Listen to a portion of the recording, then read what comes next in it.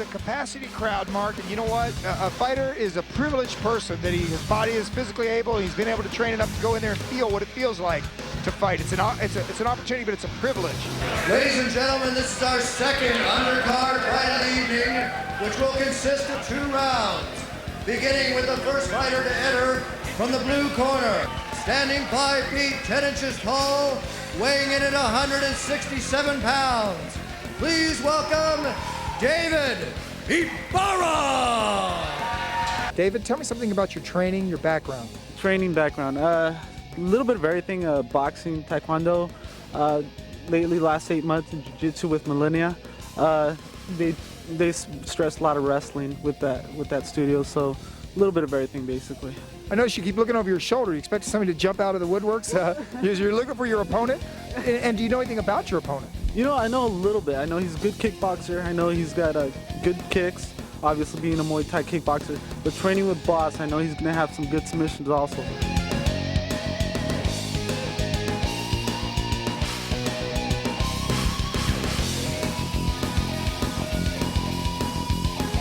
And his opponent, entering from the red corner. He is 19-2 as a kickboxer. This will be his first mixed martial arts competition. And he trains with champion Boss Rutten. Standing 5 feet 11 inches tall, weighing in at 170 pounds. Please welcome Duane Ludwig.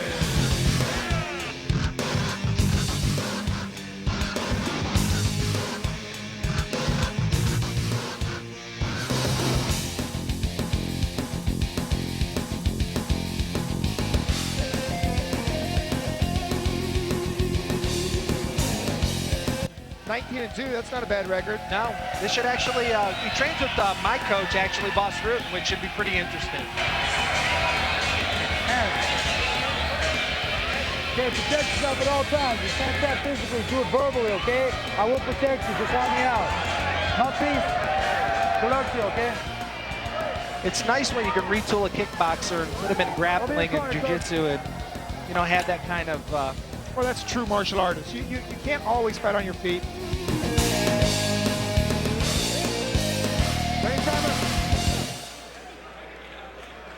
You ready? Are you ready? Let's go.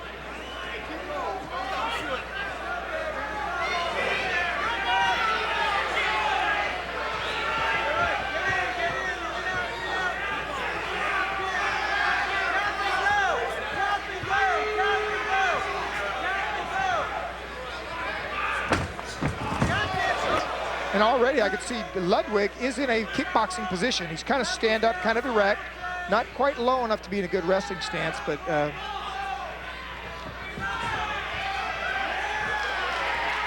and it's interesting as a kickboxing background, like you know, he goes right to the grappling. Forced position though.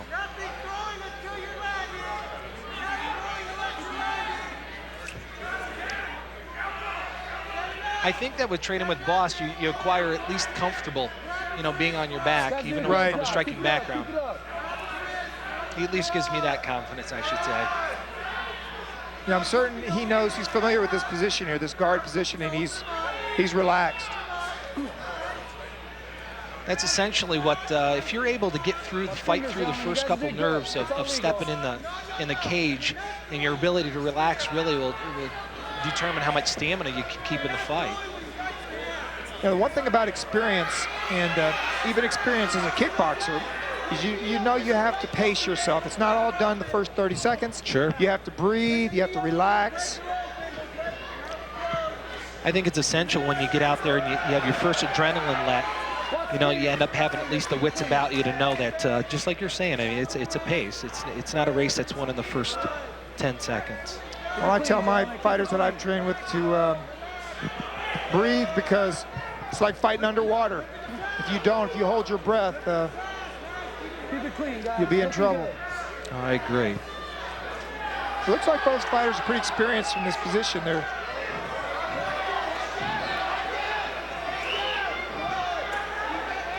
Well, it looks like Duane is he's holding his own on the ground there for being from a kickboxing background.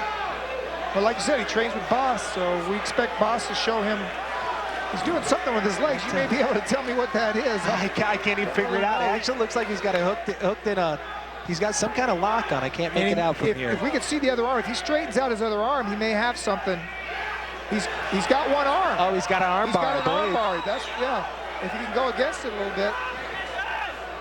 Oh, we lost the position. Yeah, yeah. No knees to the head. No knees to the head. You understand, Coleman?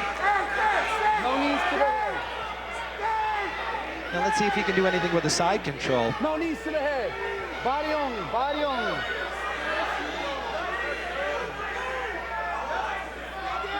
The body only. The body only. One thing I would notice that Gracie, one of the beginners of this UFC, used to do is he would be very content to. It almost looked like he was doing nothing except waiting for the other person. Like the pressure of doing nothing would cause the other person to try something, and then he would, if they made a mistake, he would have them. Yeah, I've seen it a lot of times when the guy loses patience. If he's not patient in certain positions and he doesn't rush things. It looks like he's trying to get his neck. Trying to get around his neck there with something. Do a head crank from the side. Looks like he has a head crank. Dave seemed to maintain his wits here, and Duane too. Oh, that was a good strike. Yeah, that didn't look too bad. It's very difficult to use good outside kickboxing techniques when the other person can rush, but it looks like he's using a knee. Oh, he's got him. He's going to work. And notice he's not hitting with his foot, he's hitting with his shin. Yeah, which is makes it less likely you'll miss, because the shin is bigger than the foot. So if you use your, oh, there it is. Oh, there it is. That was it. That was absolutely beautiful. See, and that's the interesting point is he spent the first 2-3 minutes on his back, and then he gets up and uses his kickboxing skills to finish the fight. That was fantastic.